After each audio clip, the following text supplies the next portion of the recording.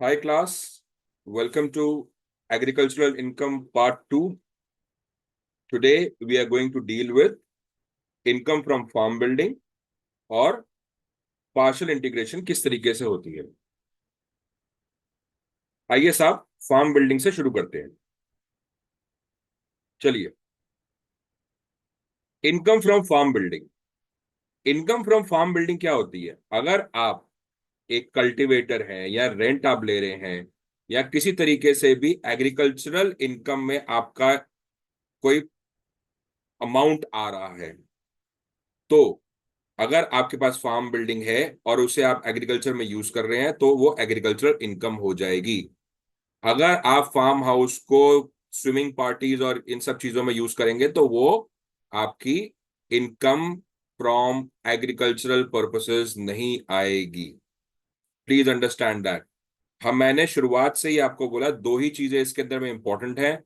Land होनी चाहिए, India में होनी चाहिए, और दूसरी चीज वो एग्रीकल्चरल प्रोसेस के लिए होनी चाहिए, एग्रीकल्चरल पर्पस के लिए होनी चाहिए। सो यहां पे भी वही बोल रहा है कि अगर आपके पास फार्म बिल्डिंग है और वो एग्रीकल्चरल प्रोसेसेस के लिए यूज हो रही है, तो ही हम मानेंगे कि ये एग्रीकल्चरल इनकम के अंदर में फॉल करेगा, अगर इससे कोई कमाई होती है तो पर्पस क्या है हमारा? Agricultural purposes.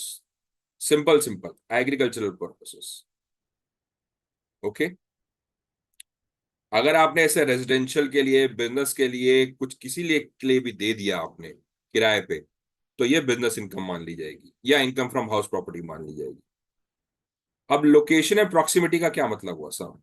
Location and proximity का मतलब हुआ ये मेरी पूरी फार्म लैंड है, या तो ये जो घर है ये फार्म लैंड के अंदर होना चाहिए या एग्जैक्टली जस्ट फार्म लैंड के बगल में होना चाहिए। So that should be located in or immediate vicinity of the agricultural land. ठीक है साहब।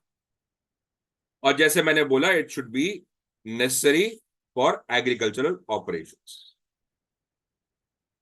ठीक है, आगे चलते साहब। अब फार्म बिल्डिंग कब एग्रीकल्चरल इनकम के लिए आएगी? सर अभी तो आपने बोला एग्रीकल्चरल पर्पस के लिए। नहीं भाई, और भी कंडीशंस हैं। पहली condition, land revenue assessment. So first condition to classify, one of the conditions to classify farm building as income from agricultural purposes is that land should be associated with the building on that land where it is subject to land revenue. ठीक है साहब। अगर वो land revenue पे नहीं है तो जो उस स्टेट का लोकल रेट पे असेसमेंट चल रहा होना चाहिए। ठीक है। So local rate assessed and collected by the government officials. तीसरा क्या बोलता साहब? म्यूनिसिपल जुरिस्डिक्शन में वो नहीं फॉल करना चाहिए। So it must not be located within a jurisdiction of a municipality, cantonment board जो मिलिट्री का एरिया होता है, और with a population of at least कितना? 10,000। जैसी आया वैसी भैया ये फार्म बिल्डिंग नहीं क्लासिफाई होगी। This criterion helps to differentiate between urban and rural areas. क्यों? क्योंकि अर्बन और रूरल एरियाज के अंदर में ये डिफरेंशिएशन होती है। Distance from urban areas, further land must be located beyond a specific distance from urban areas, जो कि मैं आपको नेक्स्ट टेबल दिखाऊंगा। मैं specific distance from urban areas measured aerially, aerially मतलब एक हाइट से, aerially based on the population density. This rule ensures that the land considered for agricultural income is not situated too close to heavily populated areas. जो agricultural land है वो घनी आबादी के बगल में ना हो। आइए साहब, पॉपुलेशन डेंसिटी जरा समझ लेते हैं। Shortest aerial distance from municipal और कंटोनमेंट बोर्ड, अगर 2 किलोमीटर से दूर होगा पॉपुलेशन 10,000, दो sorry less than 2 kilometre population 10,000। 2 kilometre से 6 किलोमीटर पे होता है, अगर इस क्राइटेरिया में फॉल नहीं करता फर्स्ट वाले में, तो जो सेकंड क्राइटेरिया है, अगर 2 किलोमीटर से 6 किलोमीटर होना चाहिए, तो उसकी पॉपुलेशन जो होगी म्यूनिसिपल या कंटोनमेंट बोर्ड वाली, वो 1 लाख होनी चाहिए। लास्ट सेंसस हमारा 2011 में हुआ था, अभी होना बाकी है। 6 kilometres, greater than 6 kilometres but less than 8 kilometres, 10 lakh लोगों के ऊपर में। ये डेंसिटी पॉपुलेशन होती है, अगर इससे दूर रहेंगे तो आपका बोला जाएगा कि आप फार्म बिल्डिंग को एग्रीकल्चर इनकम ले सकते हो। So this table outlines specific distances requirement based on the population and density. Land situated within a certain distance from the populated area determined by the population thresholds, ये रहे मेरे thresholds, will not be eligible for farm building income classification as agricultural income. अब इसके examples क्या हैं? जैसे मैंने बोला, ड्वेलिंग हाउस हो गया, स्टोर हाउस हो गया, एक्सेट्रा। आइए साहब, partial integration of agricultural income वो खत्म हो गया साहब, अब हम करते हैं partial integration of agricultural income. Conditions for exemption of agricultural income. Agricultural income exempt from tax subject to certain conditions mentioned in section 2(1)(a), जो हम लोग अभी तक पढ़ते हुए आ रहे हैं। ठीक है, अगर वो सारे कंडीशंस मीट होते हैं तो वो 10(1) के अंदर में हमारा एग्जेम्पशन हमारे को मिल जाएगा। अब यहां पे मैंने आपको बोला था स्टेट लिस्ट के अंदर में एग्रीकल्चर है, अब उसको आप जेब से बाहर निकालिए। अब क्या होता है कि ये स्टेट बोलता है एग्रीकल्चर तो मेरा डिपार्टमेंट है, आप इसमें क्यों घुस रहे हो? गवर्नमेंट बोलती है नहीं भाई, मुझे तो यहां से भी पैसा चाहिए। तो इनडायरेक्ट टैक्सेशन मैकेनिज्म गवर्नमेंट लेके आती है। क्या लेके आती है? While agricultural income is exempt, government has devised a method to indirectly levy tax on through the concept of partial integration. अब पार्शियल इंटीग्रेशन क्या होता है साहब? पार्शियल इंटीग्रेशन था आपकी सारी इनकम होगी, उसको जोड़ करके एग्रीकल्चरल इनकम का निकाला जाएगा, फिर एक फॉर्मूला के बेसिस पे एग्रीकल्चरल इनकम निकाला जाएगा, उन दोनों को माइनस करके जो टैक्स बनेगा वो आप दे दोगे। एप्लीकेबिलिटी, सो कंडीशंस क्या होंगी पार्शियल इंटीग्रेशन के लिए? It applies to Hindu undivided families, individuals, AOPs, bodies of individuals and artificial juridical persons, तो सारे कवर हो गए एक्सेप्ट कंपनीज। ठीक है साहब, और दो की कंडीशंस क्या होनी चाहिए? एक तो ये हो गया कि इनको इनके ऊपर एप्लीकेबल है। नेक्स्ट टू कंडीशंस क्या होनी चाहिए? कि मेरी एग्रीकल्चरल इनकम 5,000 से ज्यादा हो और non agricultural income basic exemption limit से ज्यादा होनी चाहिए। ठीक है साहब, तो ये हो गई हमारी 5,000 रुपए की इनकम और बेसिक एग्जेम्पशन लिमिट से ज्यादा होनी चाहिए मेरी क्या? Non agricultural income. ठीक है, आइए साहब स्टेप्स देखते हैं। पहला step, aggregate income.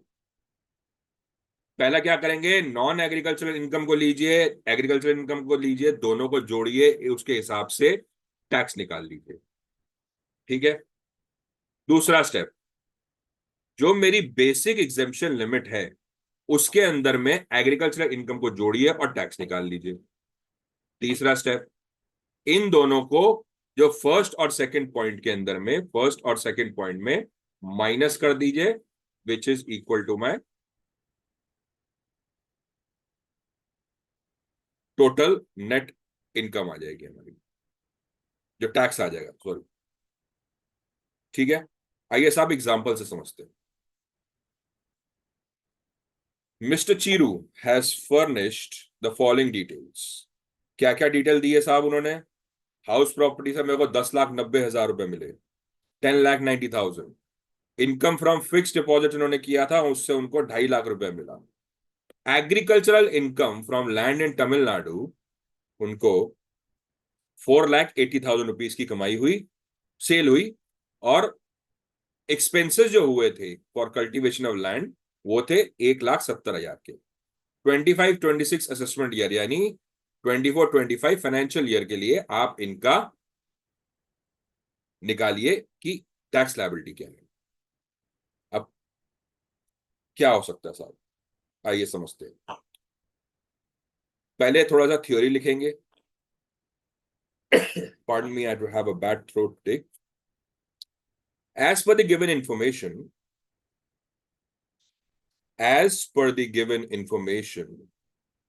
Mr. Chiru fulfills conditions laid down under the Act. Conditions laid down under the Act for partial integration. For partial integration of agricultural income. क्या क्या थे साहब कंडीशन, याद है? Applicability to Hindu undivided family, individual, AOP, BOI, artificial juridical person, he is an individual. Mister है ना, ठीक है। His net agricultural income is greater than 5,000। ठीक है, कैसे आया साहब? 4,80,000 minus 1,70,000 is 3,10,000। His non agricultural income is basic exemption limit. यहाँ पे हम बेसिक एग्जेम्पशन लिमिट 2.5 लाख रुपए ले रहे हैं, मैं पुराने रिजीम के हिसाब से चल रहा हूं। ठीक है साहब, तो ये तीनों कंडीशंस फुलफिल हो गई उसकी। अब कंप्यूटेशन निकालते साहब। हाउस प्रॉपर्टी इनकम पे कितनी आई? 10,90,000।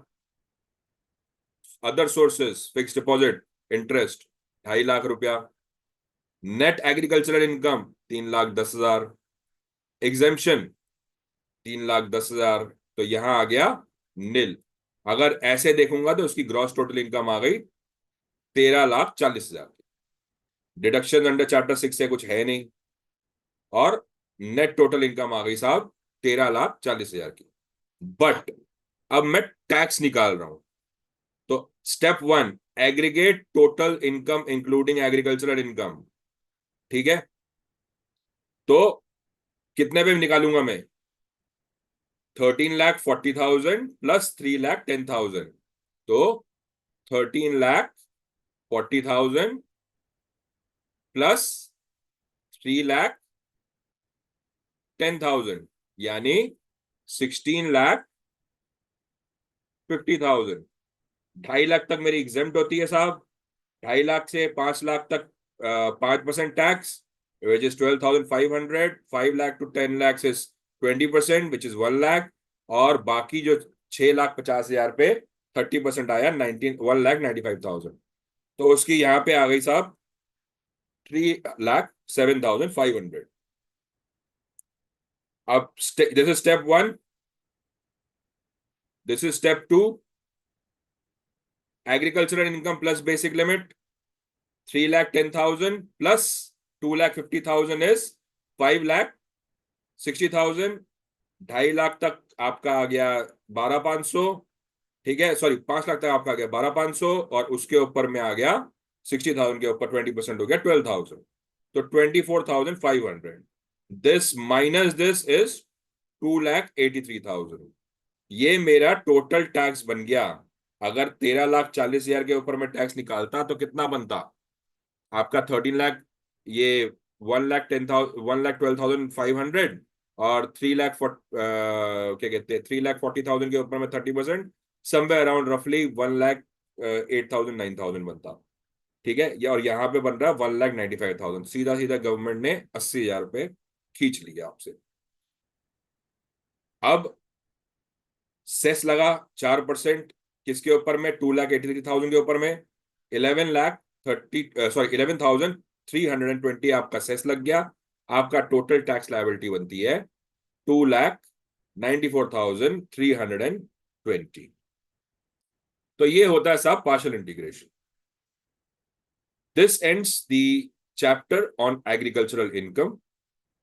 Thank you so much for watching this video. Please like and subscribe to my channel. Bye.